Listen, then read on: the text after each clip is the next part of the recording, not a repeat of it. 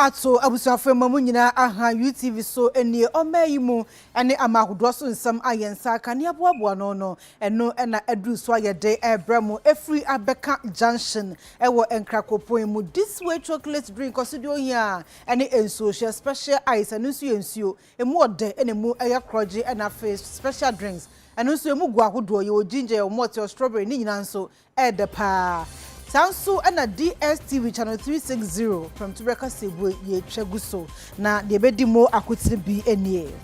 Director General Emma Ghana Health Service at the Atujasa Enche. A buying at the betu just said December Busumi di enimu. Obesha said a yabosumia ye de bell COVID-19 and paniano. Sansu and Edom Kuma what Mrashibe de Fie. One at the conditions Makumaku enum atuja. Tesa aban anhwe na wanye na wanje antum die be yedin pass 2022 budget no wo so beje atum amano aye adwuma what the emra asase ho mra foforo new land at aba ne no e na krobia asante kotoko hini otumfo se totosmienu e de atujase ofo aso pa COVID-19 anambo coronavirus new afoforo kura e niti South Africa memo e na so ama bebre wonum ahye se so South Africa man this year and now we South Africa man mu and ebewura omuma mu dia hwiakai oma kwan ombesan wo abusafo wei ane ensembia ebi eka na editie na edihwe ene asone so krogia ye de ebramo ewo UTV so ewo enkran abeka junction Midday ede Afia Adutwumwaa Morosa me ena prem to breka se bon Midday ebramo afe yenhwe ensem ni mu ankasa Director General Emma Ghana Health Service one Dr. Patrick Kuma Abuaje wakasa ede atudwa se enchekra aban ebehye se December busumi edi enimu eye bosumi a yede ebewo COVID-19 empanie no ebi what is ansem we to dwabra no ne samtrofo twetwe nkomo ewo amanebo asoeye enredwe ya. In preparing for Christmas, we are going to ensure that we have our logistics are prepared, logistic management, whether test kits, etc., that needed to be able to anticipate any surge or also continue our surveillance to be able to look at that. With the increasing availability of vaccines and reasonably quantity in the pipeline, we are declaring December as the month for vaccination, or let's say vaccination for Christmas. So December is going to be declared as the month of vaccination and to be launched by the Honorable Minister on 30th of November 2020. Well, that's Tuesday coming. This mandate, which I'm going to announce, will be applicable in January 2023 at specific groups and manners as soon as, and this mandate become effective as soon as the campaign is over. All health workers have been given the opportunity to vaccinate, and they stay in a very strategic position that either they can share among themselves or give to their patients. So that's why we prioritize that. And remember, we are talking about these are the people who have been prioritized at the beginning, even when we had very few vaccines. And so we expect that. All security personnel will be covered. They should be vaccinated. All staff and students in secondary and tertiary schools should be vaccinated. And so secondary schools are being given the opportunity. Started last week, Friday, from 27th, almost all regions are doing vaccination of Pfizer in schools. And so in January, you should be fully vaccinated before you come back to school. There are areas where the mandate will cover. That will be a venue. And this venue for now includes nightclubs, beaches, sports stadium, and restaurants for indoor dining. And these are areas that will mean that you need to be vaccinated before you can go into these venues, and that will be enforced.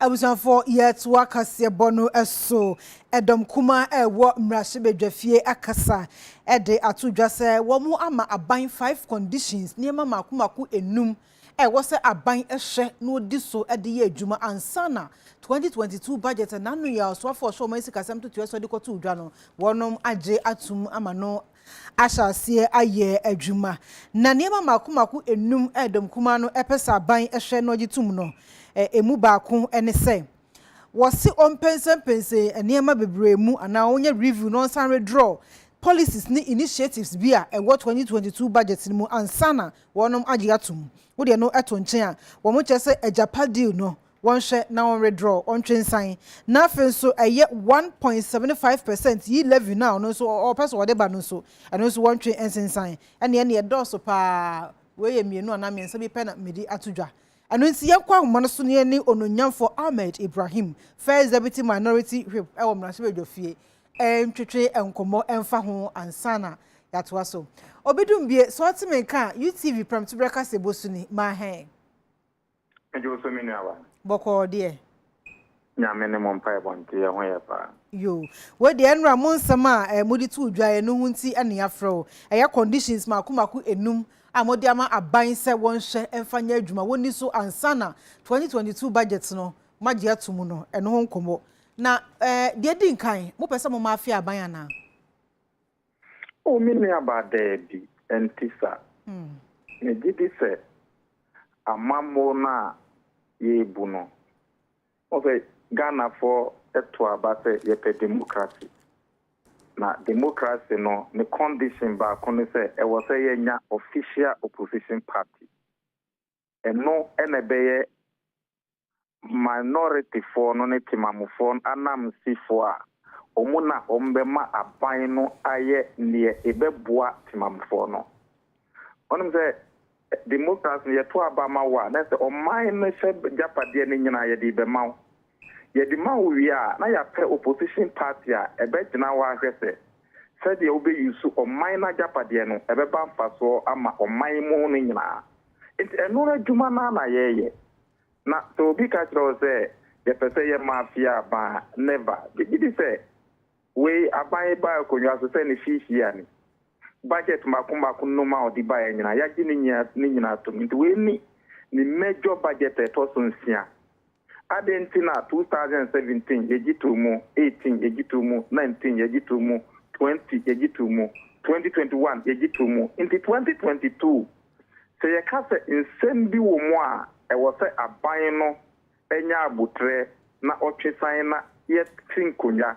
ebobo wa so bi ka kire se ye Afia ba me gidi se resen pa no ne ya ndi yo papa na enyambia ejapa deal no ehun sensem ba dada den tina mo pese aban etwesan wo de no to nchen a 1.75 yi levy no so mo se aban entwe no so ensensen and afi benchmark value eye omo a omo de enema mo kra nema ba omemu no nso mo de ho asema ba eno so mo chese aban en review anon pense mu biem na eye kita won manfo a epo asochi ebetwifa won so no so aban enhwe na wondum won tin nsa mebu nso omo so anya sa pade a mo njintum enema ye no so dodo yo mini aba eno bi na wo kaye o se ma men fan men shase o se aban di budget ba ye ni aban eko ko ene eko farm before say omo me chire policies na aban di abanum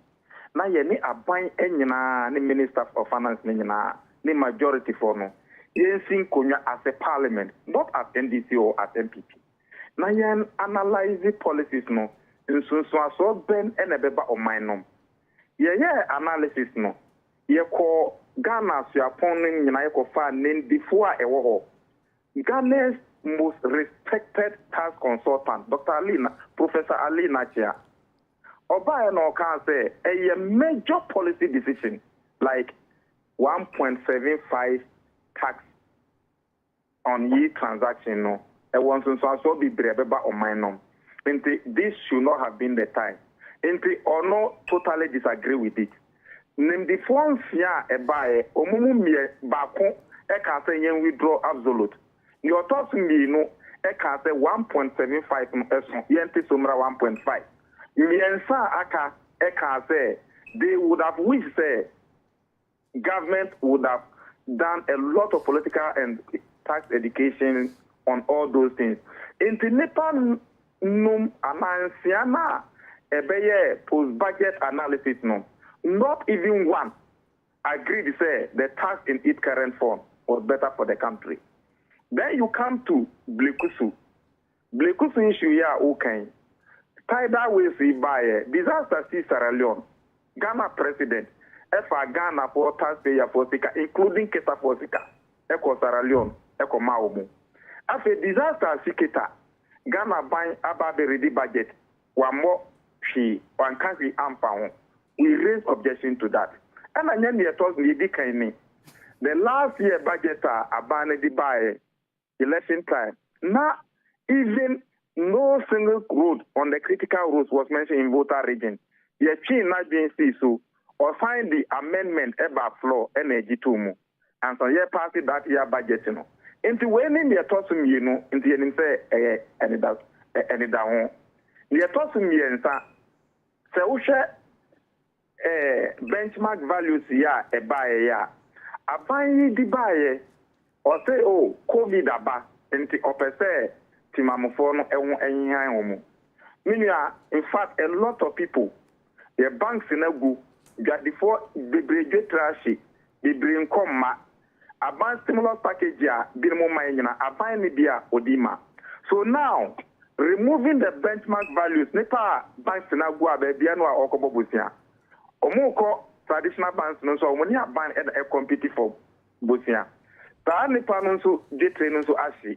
And then me no can say benchmark values are among the prices above from background about the OE above form. So we realize that a bema hashes no aye so much. You are COVID ni yanya COVID in koyo. So COVID in tea and now this house and so on by free water any biome, free electricity any biome, anyway any biome. Inti why ye stimulus package any biome. Inti udi we find ye benchmark values no free wa again on this was one of the critical issues. No, 5 conditions amodema abano. Sabano enfimu ana obunani eguso. Na mosuma share a approve budget na inti still abant me fa budget na nyadwuma na. Sabanka se conditions na doso. And a constitution no and a my kwan. And na over and that compulsory say mrasebeja for ebekwa kodi bro Yen NDC for na ya krado as a minority say abano wadaja or say no see or the motion eba prayer e must speak as o sere ya ka yen chi budget ni yen suspend na yen mra no mesia e say ye reject ye wo ye the conditions 5 for no so aba omra na yen trans yen sin kunya mimi anom die ni DNT na mo say mum prewe ye ka we meet each other halfway. That is how democracies work. Na ya nyani sa na ya ka say oh we dra asa krobe kompoponi sen konse krobe bo no so timubi ye dija won so a na dia so aw. So democracy calls for dialogue and the impact of that no man we ya ye dia be and so e benya e economy no many will suffer, they themselves will even suffer. Inti yen trust na yen hwe die na ebe ya ebe magana for hu ahin omu kakra. That is where we stand. Okay. So said ye wo kano say ye ko 2021 budget ye ready the 31st March. So still bre wo ha aban no say owadaja omra na yen trust. And on a very serious note, enye me edikan a ye raise some motion we are issues we are all can say officer or share. Or the budget ne buy ye debate no one ma ho into me raise objection say one ma ho ye be wie no na input to the objections are ye raise or be that. Okay. So nka yen train na omra I was overruled by the first deputy speaker. Okay. The finance minister any parliament kura, the deputies any parliament kura, minister of state any parliament kura, oh minister of finance workers do into church command. Knowing very well, says Uncle any audience on the floor. Omuntimi and kasa on policy issues on the floor.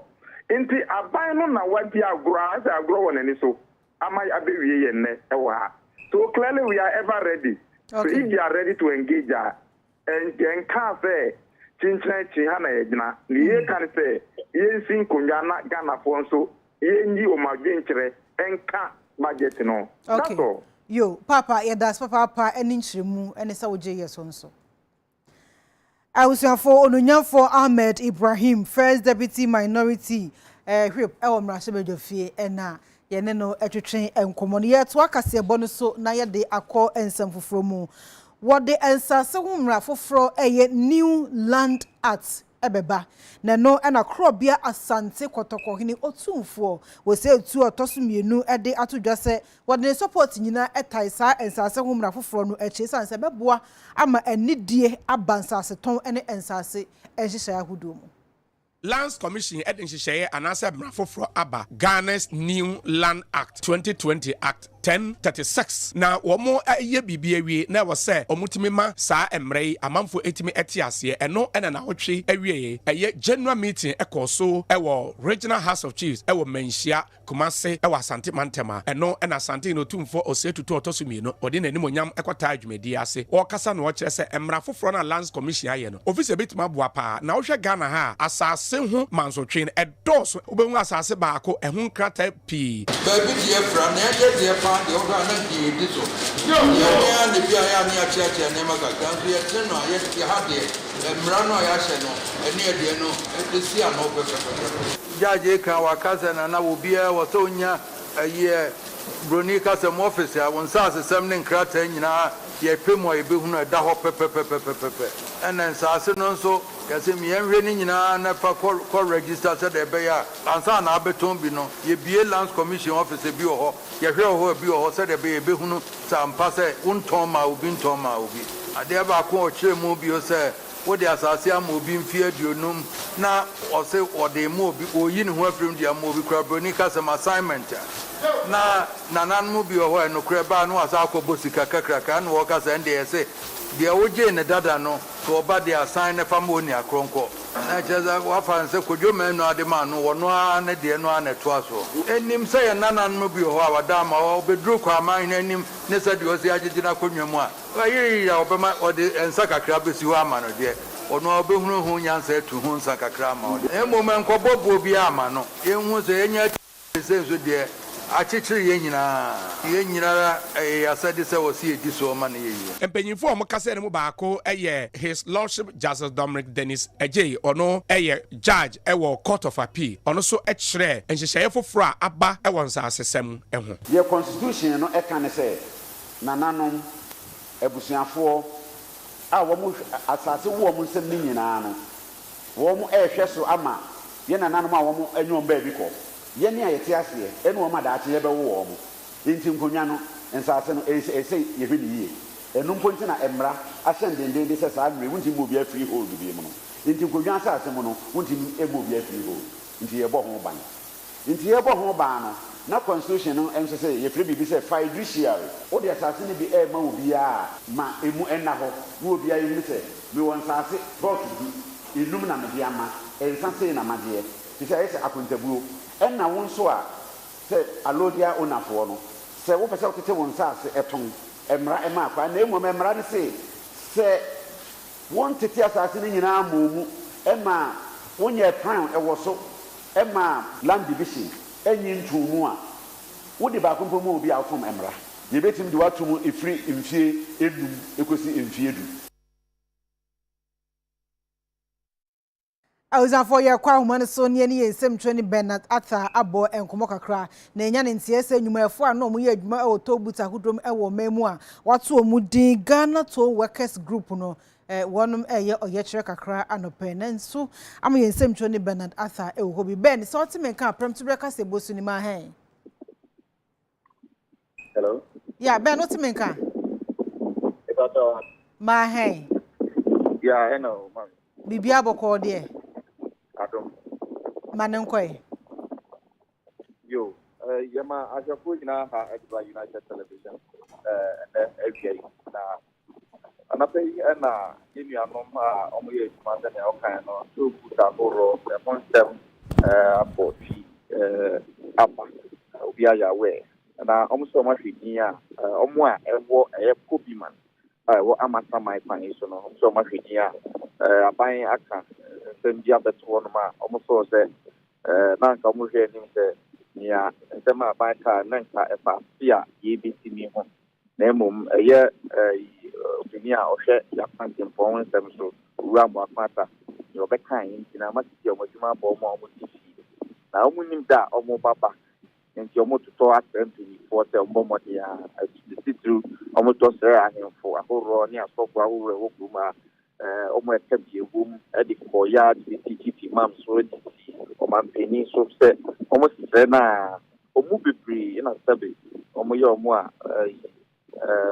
ɔmo nhyɛ da gyina ɔmo nan so papa ɛno so ɔmo ase aban no na ɛma ɔmo saa commitment ne sɛ ɔbɛboa ɔmo na ɛsɛ ɛbaa ne sɛn ɔmo ka sɛ mu na ɔmo ka sɛ abɛn no bɛtɔ hɔnom a yɛma ɔmo kɔtena akyi no ɛyɛ owura gyimi nsapo nsuo atiamehene a ɔwɔ mmarahyɛ badwam ɛna minister ɔbɔde roma aban owura ɔpɔnkroma mo akeka nsɛm bi turu ɔmo ne amanfoɔ nkitahodie ho nsɛm mu afa ho but ɔmo feel sɛ saa justification a saa mpanyinfoɔ yi de to so no nyinaa no die ne hɔ ɛboa ɔmo sɛ ne yɛsan yɛ ɔmo yafrɛ twɛ ɔmo nsu mu sɛ amanfoɔ sɛ ɔmo de sika na ɔmo de gu ɔmo kotoku ɔmo akyerɛ akwan ahoroɔ a ɔmo kasa mu akyerɛ sɛ ɔmo deɛ aban na de contract na ama obi ɛna onipa no so afa ɔmo ebi ndu ɔmo so nsa wɔ ɛna ɔmo yɛ ɔmo adwuma pɛpɛɛpɛ machines ahoroɔ ɛhwɛ ɔmo so ɔmo wɔ supervisor ɔmo wɔ security ɛhwɛ ɔmo so machine ni bi wɔ hɔnom a ɛyɛ abɛɛfo deɛ yi bi nti wontumi nya ho hwee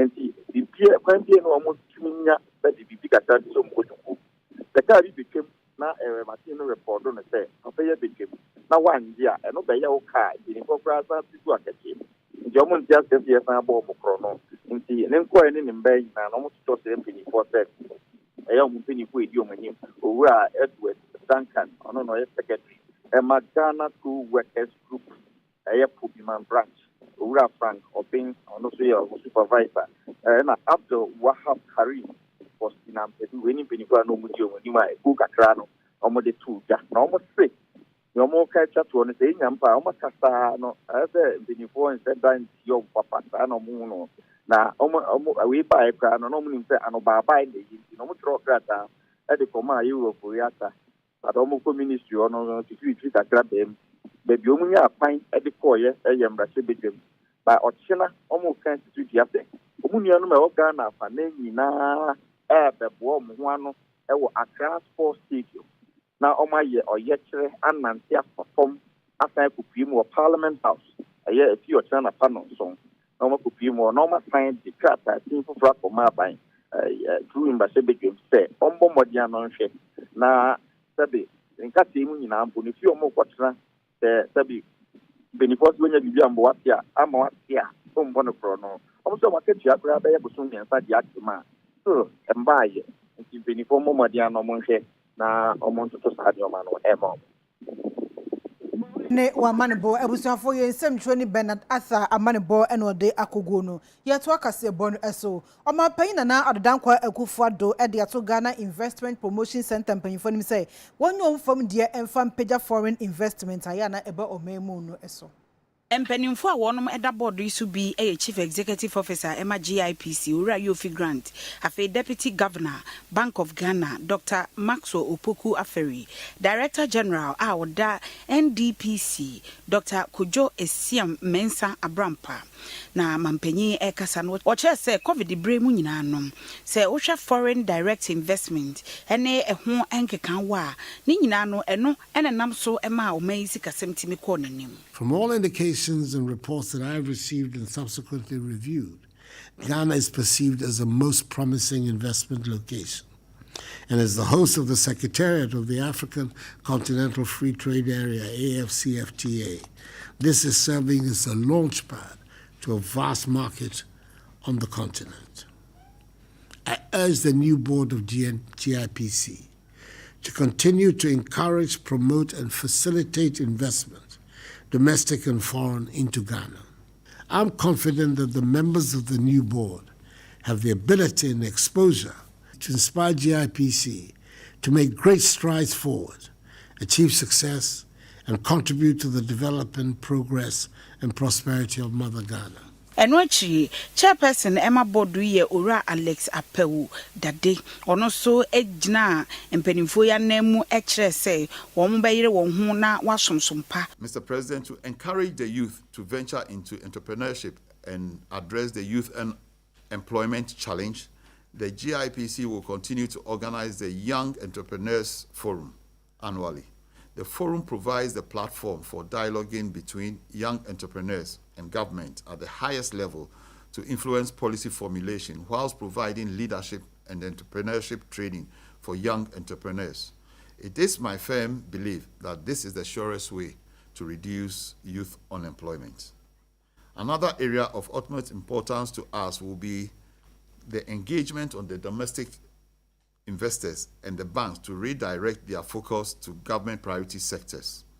The center, as part of enhancing its presence on the local front and to drive the needed local investment for national development, I would like to assure you and your team that our individual expertise will be collectively harnessed to transform Ghana's investment landscape and also align with your vision of socio-economic transformation of the Ghanaian economy and a Ghana beyond aid.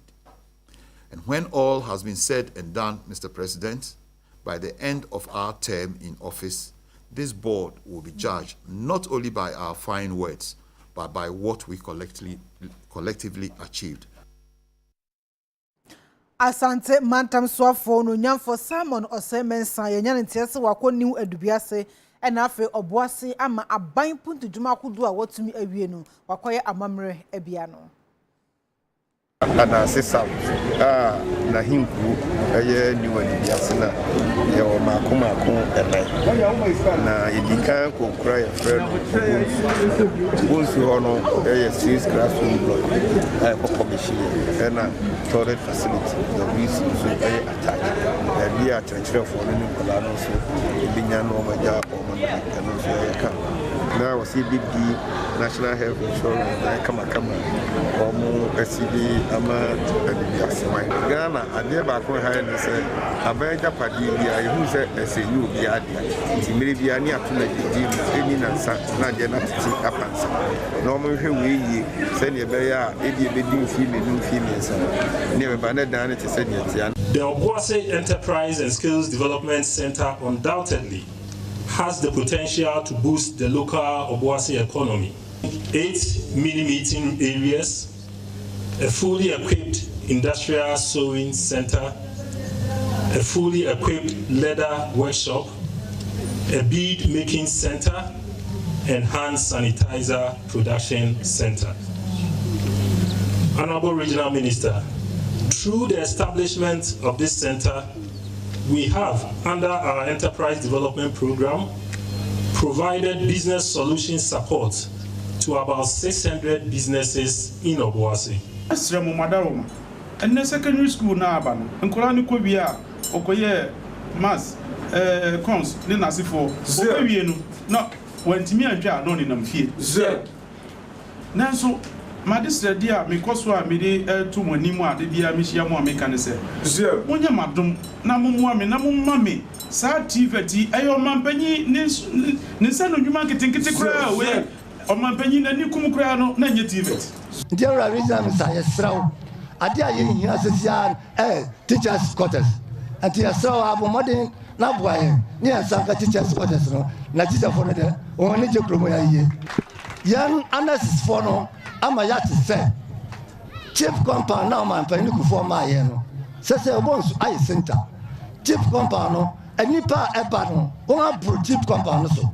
Says a do a beer to say, one upgrade in the health center. And the region, sir, yes, so, but what they answer, Anka, over to me at the same time, of mine, now FC Chief Compound, about health center. Yatwa Kasia Bono so and Kratu Ejumako at DMTN, Yanyan in CSA Wanum at the 5 million Ghana cedis aqua to COVID-19 for 20.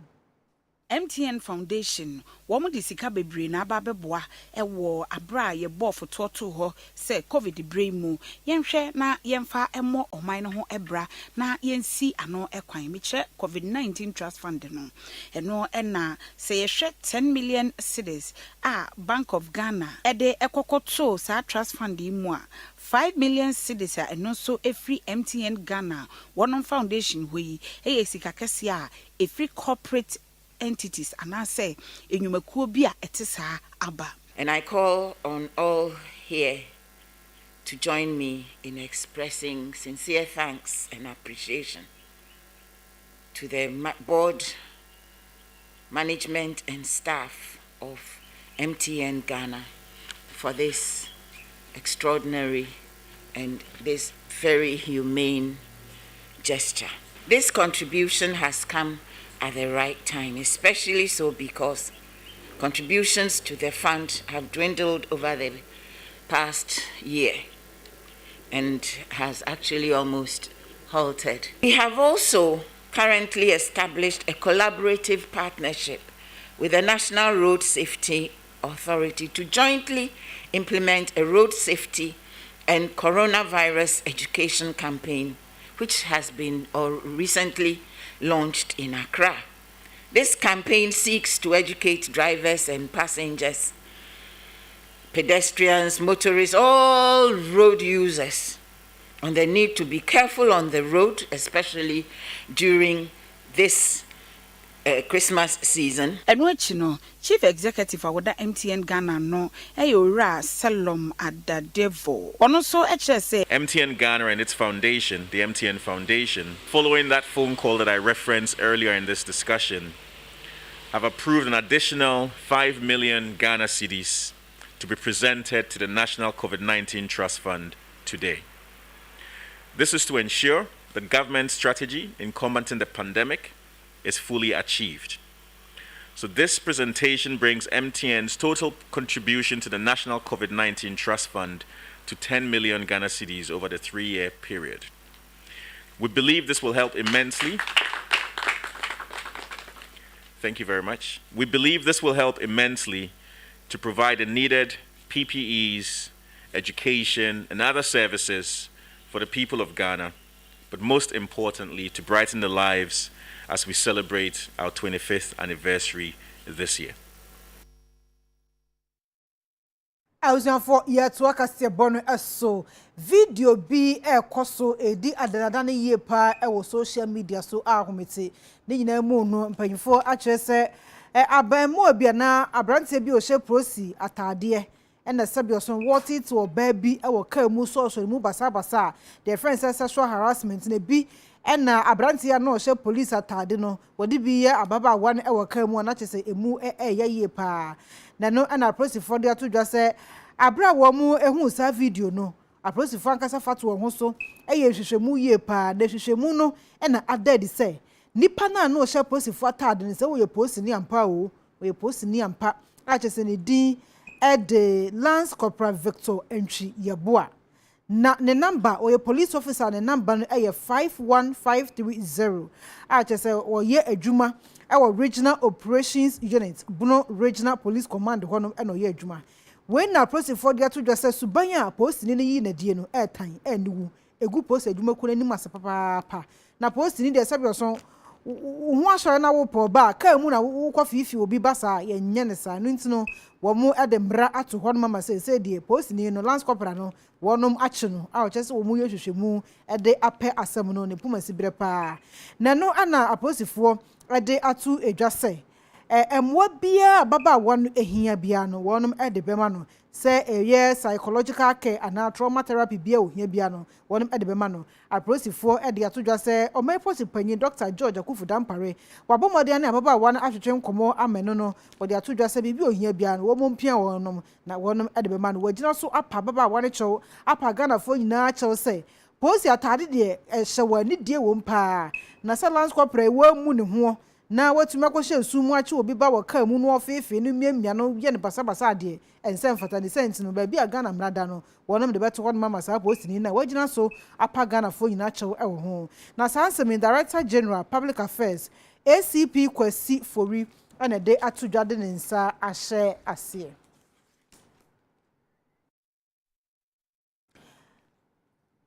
MPP amanyoko no ede atudwa se yi levy a wonom ede beye adwuma e wo mamu no NDC fo ahyase etu emfutuboni egu Ghana fo ni e wo ho anu ntino wa friends amtrofo nhia mu a wo cheche mu yi. NDC for about the fact say ye levy no ebe tax upon tax. Say what your income, ya jo tax dada. Na uko transfer usika na no ya say etua tax. No kura woman say all indirect taxes be a tax after tax and a tax on tax. Because for instance, me imagine me income, me koto fuel egu me car mu, but levies was so. Majimi sika yetua me car, me kwa koto eduane and services. VAT eka ho. Ade ne enka say yaji me tax dada ninti no, me mintua VAT. All indirect taxes biya no a possibility of an additional tax over tax. Normal until you can say argument and say a tax over tax. Na as a whole case ochina memenda. Sound can say. Because ochina memenda. No crowd be any say ochina memenda. It's indirect tax biara a tax over tax. Yes, sebi. Ye be jisika no e de akonye confirm o ma ko Burkina Faso. Enye se ye be ye na yakọ ye bas branding bi ana se yakọ ye bibi a enye be ye jisika no na yakwan a enye ye school sem ye hospital sem no ye tumi de sika no aso aban sika no so na yama oman no etumpo. The first time I enya parliament I very close ni. It is possible say mrebi beba Yebenya president no or entire minority in parliament. It almost happened 2008 where you two abano Nana Dankwa Akufo-Addo ewini say continue 50% plus 1. Nkan the number of parliamentarians or more parliament o 100 per.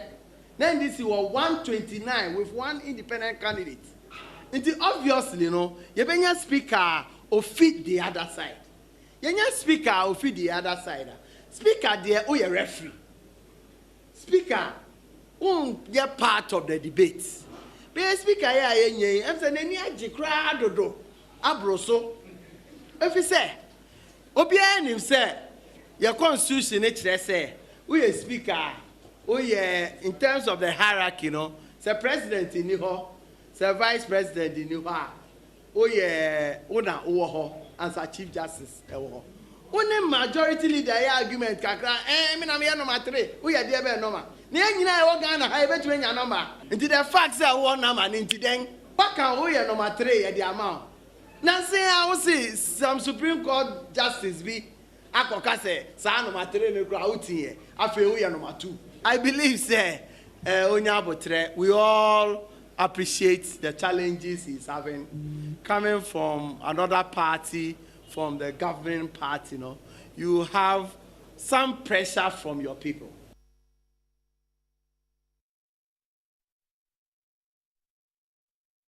Payina na Adutwumwaa Akufo-Addo akọ ensra ewo Cargill Cocoa Processing Company tema. Ghana mampanyi ekopie mu ewo multi-million-dollar investment yi eye Cargill Cocoa Processing Company abra wo mo etete o mahyem ni wo mo machines a wo mo de eyam cocoa no aba no se de be ya ebetimi anya cocoa powder edi dwoma no obo won ma baso pa wo kire se wo ma ya de pa ewo wo mo adwuma wonum eyim wo gidi pa se sese tumi ekura ankrankra nwumakuo ebetimi aboama Ghana beyond aid enisuade hunu no etimi abem. I'm delighted to join you at this inauguration ceremony for the plant capacity extension works of this global company in these times of COVID-19 pandemic, when generally industries across the globe are scaling down due to uncertainties. This milestone in the history of this company is commendable. Over the past decade, your contribution to the growth of the Ghanaian economy in terms of investment and exports is worth celebrating. Having increased your initial investment of 100 million United States dollars in 2008 to some 130 million United States dollars in 2021. The completion of this expansion underscores the importance of the private sector in government's industrial transformation program, which is recognized as an anchor to the Ghana Beyond Aid vision. I'm glad that we have been able to increase the export of processed cocoa by some 31% between 2016 and 2019. It is important to indicate that although the degree of value addition to our cocoa has increased in the past 4 years, I believe there's still room for improvement.